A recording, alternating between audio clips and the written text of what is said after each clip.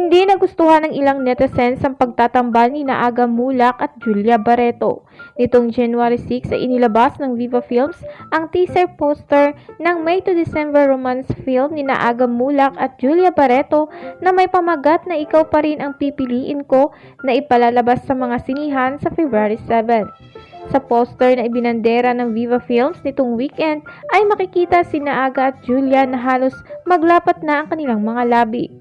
Disgusto ang sentimento ng netizens na sinabing hindi bagay ang dalawa dahil bago si Julia ay nakapareha na ni Aga ang mga tiyahin ni Julia na sina Gretchen at Claudine Barreto noong kabataan nila. Kung komento lang ng netizens ang pagbabasihan sa kangkungan, pupulutin ang pelikulang Ikaw Pa Rin Ang Pipiliin Ko ni Aga Mulak at Julia Barreto.